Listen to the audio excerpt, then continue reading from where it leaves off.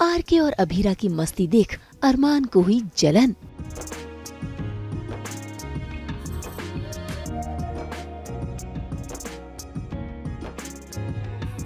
संजय की शर्त पर जुड़ा चारू और अभीर का रिश्ता।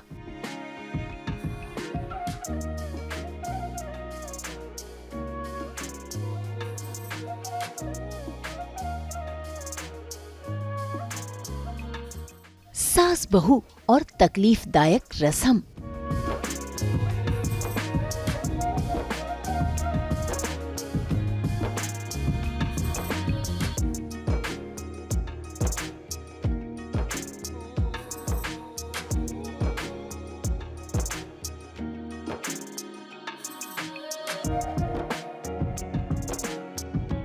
स्टार प्लस के सीरियल ये रिश्ता क्या कहलाता है में फाइनली आज हो रही है चारू और अभीर की सगाई की रस्म, जहां पर गोयनका परिवार पहुंच गया है पोद्दार हाउस इस रस्म को अदा करने के लिए। और ऐसे में आज पूरा परिवार बेहद खुश नजर आ रहा है और सबसे ज्यादा खुश नजर आ रहे हैं अभीर और चारू भी। लेकिन चारू कहीं न कहीं उसके चेहरे पर उदासी है, क्योंकि वो चाहती है कि इस रस्म में उसके पापा संजय भी शामिल हों, लेकिन संजय वो तो नाराज है। स्पेशल तो यार दिया है क्योंकि चारू की फाइनली सगाई हो रही है। वो चाहती थी जिससे हो, फाइनली उसके साथ उसका रिश्ता जुड़ गया है। एंड बहुत ही प्रिटी मुझे लहंगा दिया है जो कि मुझे भी बहुत पर्सनली पसंद आया है। ऐसा फील हो रहा है कि मेरी सच में सगाई हो रही है। तो सलोनी को ये फील हो रहा है कि उसकी सगाई सच में हो रही है। एंड बहुत प्रिटी लहंगा दिया है, मेकअप भी इतना अच्छा किया है मेरा, and hair style you can see बहुत प्यारा बनाया है। सो बहुत खुश हूँ मैं अपने लुक को देखकर आज। या अभीर और चारू तो काफ़ी खुश है, काफ़ी टाइम के बाद, काफ़ी लड़ाइयों के बाद ये सारी चीज़ें हो रही है। और मैं भी अपनी स्टिक लेके चल पा रहा हूँ। मैं व्हील चेयर पर था और चारू के प्यार ने मुझे थोड़ा मोटिवेट किया था और तब जाकर मैं चलने लगा। तो सारी चीज़ें साथ में हो रही हैं तो खुश है, मैं भी खुश हूँ, चारू खुश है। पर आप देखते हैं खुशी कब तक बनी रहती है। वही सगाई के लिए तो सभी संजय का इंतजार कर रहे थे और देखिए कैसे संजय आते तो हैं लेकिन नाराज होकर वहाँ से जाने लगते हैं। ऐसे में चारू के चेहरे पर खुशी लाने के लिए अभीर उठ जाता है और वो अपने ससुर जी को मनाने की कोशिश करता है।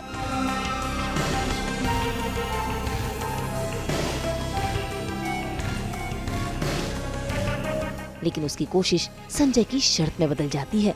असल में संजय अभीर के सामने शर्त रखते हैं कि उसे आकर उनके पैरों में गिर के नाक रगड़नी होगी, तब जाकर वो शादी के लिए मानेंगे। लेकिन आज अभीर हिचकिचाता नहीं है, लाठी का सहारा लिए लड़खड़ाते हुए और जैसे तैसे कर वो संजय के पैरों में गिर जाता है।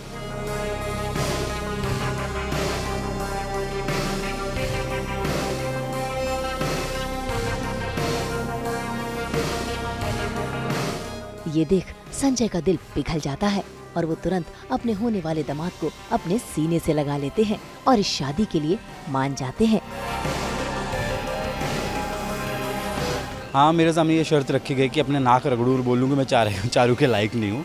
पर चारू के प्यार के लिए जो मैंने इतना ज़्यादा मतलब लड़ाई की है, सारा मतलब ज़िद्दीपन दिखाया है, तब जाके मेरी और चारू की मतलब सगाई हो रही है। तो उसके लिए मैंने सोचा कि ये भी सही, चारू के पापा मान जाएंगे तो चारू खुश हो जाएगी।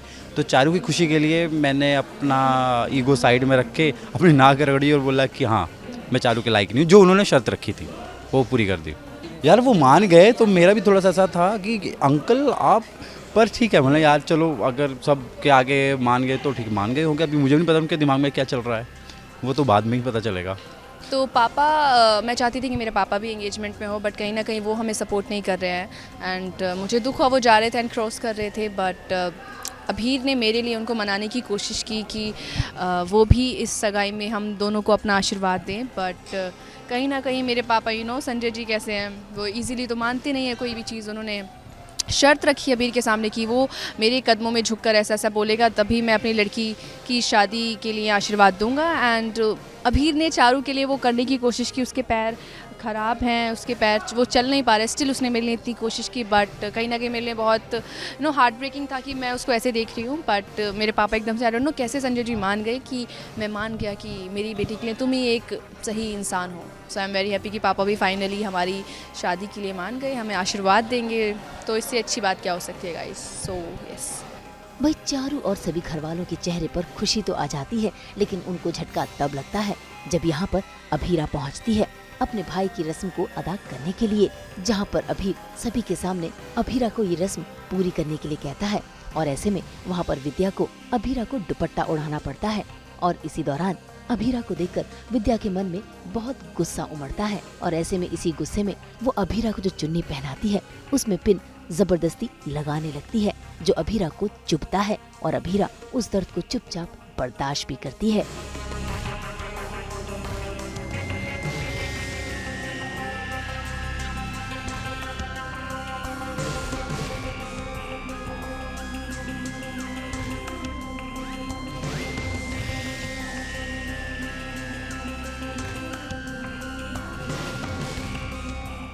वो रस्म ये थी कि लड़की की जो मामी है वो चादर मतलब एक चुनरी उड़ाने वाला सीन है।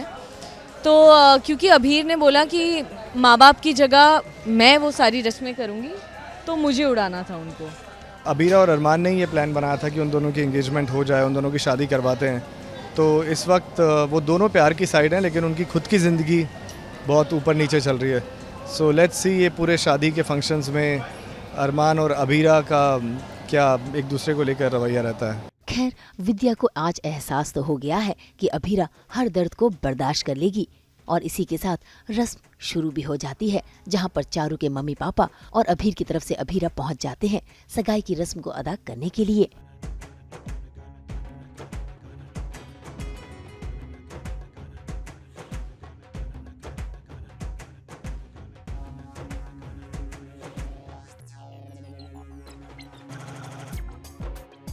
इसी के साथ चारू और अभीर भी सभी घर वालों का आशीर्वाद भी लेते हैं।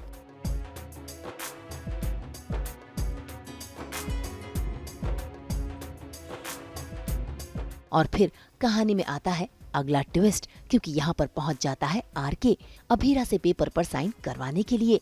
लेकिन वो उसी दौरान अभीरा से अरमान के बारे में भी जानना चाहता है, क्योंकि उसे कहीं न कहीं एहसास हो गया है कि जिनका बेटा बनकर वो रह रहा है वो कोई और नहीं बल्कि अरमान की माँ है। आप इसलिए यहाँ आए? हाँ तो और किस लिए आऊँ मैं? देखिए मैं बहुत प्रोफेशनल किस्म का आदमी हूँ। अब साइन कीजिए। Whatever. वैसे अभीरा जी, रोके का मौका खुशी का मौका होता है। आप इतनी परेशान क्यों नजर आ रही हैं? अभी तो आपने कहा कि आप बड़े प्रोफेशनल किस्म के आदमी हैं, तो फिर ये पर्सनल सवाल क्यों? इसलिए क्योंकि मैं बहुत ही बेहतरीन किस्म का दोस्त नहीं हूँ। अब बताइए। आरके से मैंने मना किया था, मैंने बोला था आप और आपकी मम्मा नहीं आए तो आपको चलेगा? उन्होंने बोला था हाँ। फिर आई डोंट नो किस रीज़न से वो आ गए, वो यहाँ पे आके बोल रहे हैं कि वो पेपर्स साइन कराने आए हैं, बट फिर बोलते हैं मैं मुफ्त का खाना खाने आया हूँ। तो मुझे नहीं पता एक्चुअल वजह क्या है, बट एक अच्छी बात है कि उनके आने की वजह से मुझे एक सुझाव मिल जाता है। जैसे अरमान के बारे में एक आधी अधूरी बात पता नहीं उसे बताना है या नहीं बताना है, बट वो बोलते हैं कि नहीं, आपको जितनी भी बात अरमान के बारे में पता है वो आप बता दीजिए और बाकी आधी बात जो है वो पता खुद लगा लेंगे।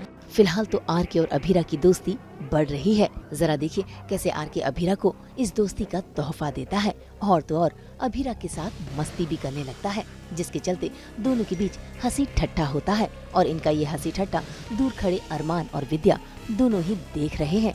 ऐसे में विद्या तो गलतफहमी का शिकार हो जाती है, लेकिन अरमान उसे जलन होती है।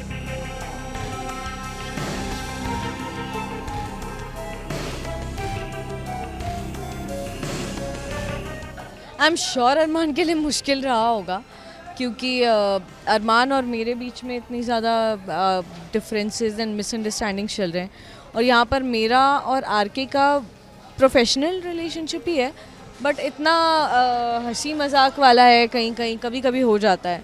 तो यहाँ पे एक ऐसा मोमेंट था जहाँ पे अभीरा को भी हंसी आ जाती है, वरना वो चिढ़ जाती है उससे यूजुअली, बट उसे भी हंसी आ जाती है। उसी मोमेंट पे वो देख लेता है तो उसको ऑब्वियसली ये लगेगा कि मतलब मेरे साथ इतनी ज़्यादा मिसअंडरस्टैंडिंग चल रही है। बेवफाई तो नहीं कर रही हूँ मैं, मिसअंडरस्टैंडिंग चल रही है, और यहाँ पे मतलब एक हो जाता है कि आज कोई और हंसा रहा है इसको मेरे अलावा, ये फीलिंग होती है प्यार में। अभीरा की बेवफाई तो मैं नहीं कहूँगा, लेकिन इतनी बार मना करने के बाद भी वो आरके अभीरा की लाइफ से जा नहीं रहा है। यहाँ पर भी वो ज़बरदस्ती आ जाता है एंड अभीरा उसको बाहर निकालने के लिए आई है, भेजने के लिए आई है, but he is again acting over friendly with her and Abira को भी वो स्माइल करते हुए देखता है, तो अरमान को ये बिल्कुल बर्दाश्त नहीं हो रहा। प्लस विद्या की जो बातें उसके दिमाग में हॉन्ट कर रही हैं कि कहीं वो मूव ऑन तो नहीं कर गई, तो अरमान को ये डर है एंड साथ साथ जेलसी भी हो रही है कि किसी भी इंसान को अबीरा के साथ में देखना अरमान के लिए